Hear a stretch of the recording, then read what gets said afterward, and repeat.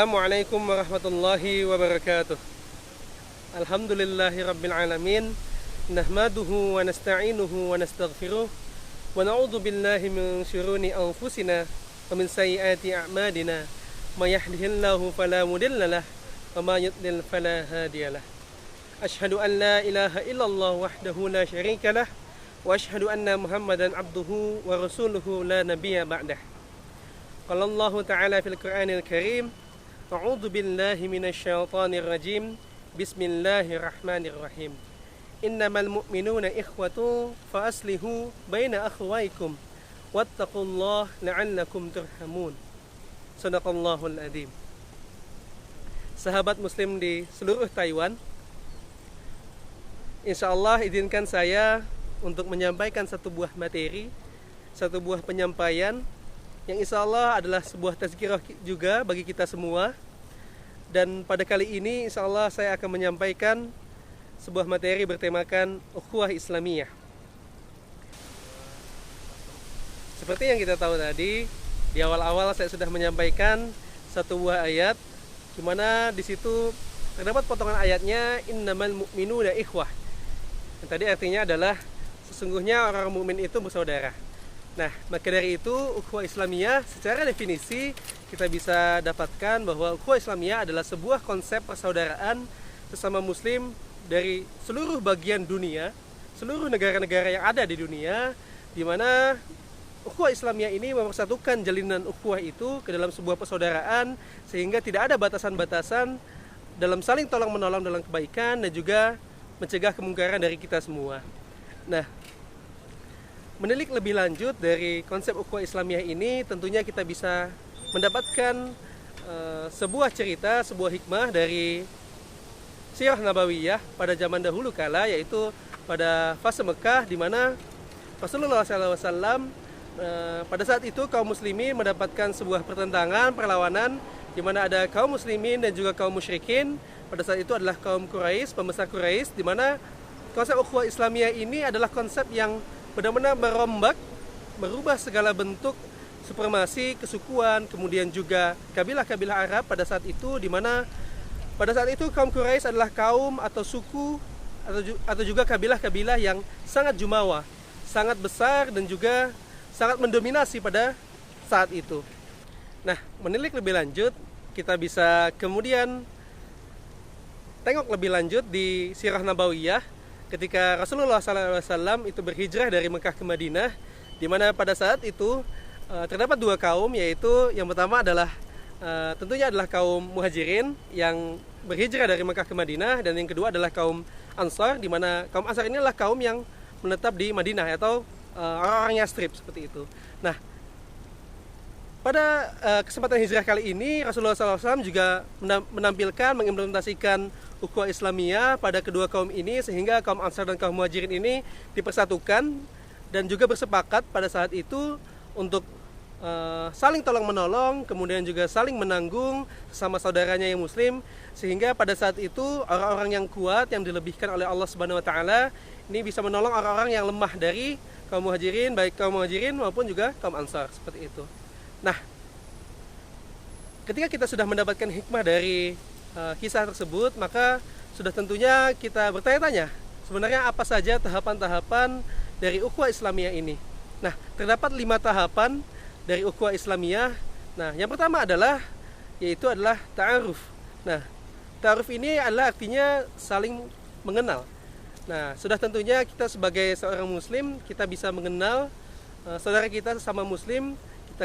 Kita kenal namanya tentunya, kemudian juga pendidikannya, kemudian latar belakang ilmunya, latar belakang fikrahnya, kemudian juga latar belakang pergerakannya, budayanya, sosialnya, kemudian juga politiknya, seperti itu.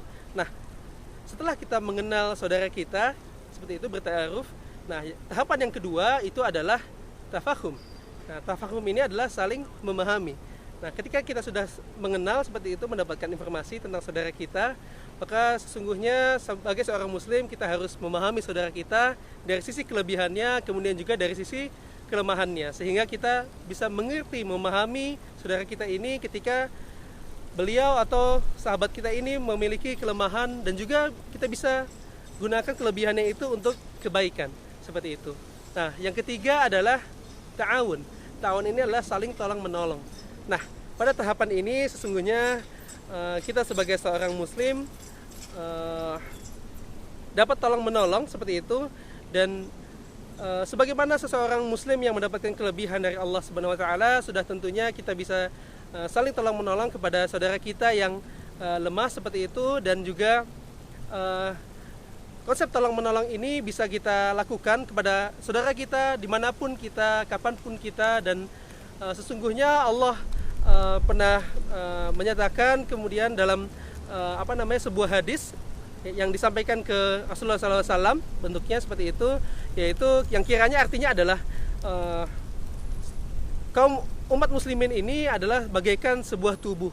Nah, ketika salah satu bagian dari tubuhnya itu merasakan sakit, itu maka bagian tubuh atau seluruh bagian tubuh itu merasakan sakit. Nah, inilah yang merupakan konsep dan juga pengibaratan dari kaum muslimin, di mana ketika satu orang sahabat kita atau saudara kita itu merasakan sakit, butuh pertolongan, maka sesungguhnya kita sebagai sahabat muslim lainnya atau saudara muslim lainnya yang berkecukupan bisa menolong sahabat kita ini, maka sesungguhnya kita bisa saling tolong menolong dalam kebaikan. Nah, kemudian tahapan yang keempat adalah takaful. Takaful ini adalah saling menanggung.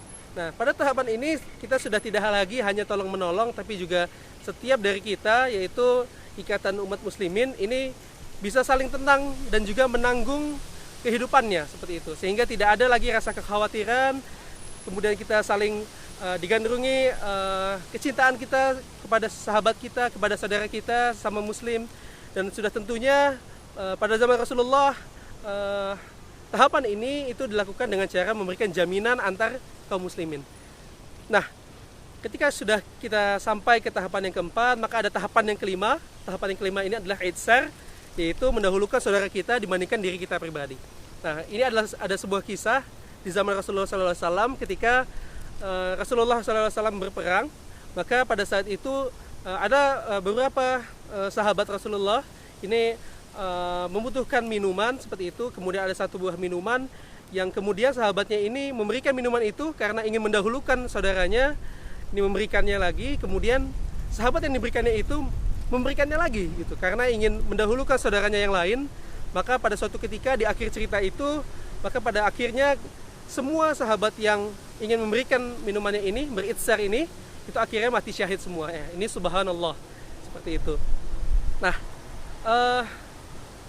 setelah kita mengetahui 5 tahapan ini, sudah tentunya kita harapkan kita sebagai umat muslimin yang ada di Taiwan, sudah tentunya kita harus menjunjung tinggi ukhuwah Islamiyah ini, kita wujudkan kelima tahapan ini. Dan tentunya insya Allah kami dari Formit 12 bisa menjadi salah satu garda terdepan, dan juga orang-orang yang insya Allah kita awali ukhuwah Islamiyah ini, kita bersamai sahabat-sahabat kita di organisasi lainnya yang menjunjung tinggi dan juga membela agama Allah seperti itu. Dan insya Allah jalinan ukhuwah Islamiyah ini bisa terjalin dan juga bisa diwujudkan oleh kita semua, sehingga tidak ada sahabat kita yang tidak bisa kita tolong, dan juga sahabat kita yang mengalami kesulitan seperti itu. Dan insya Allah mudah-mudahan kedepannya kita bisa saling menjaga ukhuwah Islamiyah, dan kita bisa mewujudkan ukhuwah Islamiyah ini kepada seluruh aspek-aspek kehidupan. Mungkin itu yang bisa saya sampaikan. Mudah-mudahan bisa sedikit bermanfaat bagi kita semua, terutama bagi saya pribadi. Wabillahi taufiq wal hidayah. Wassalamualaikum warahmatullahi wabarakatuh.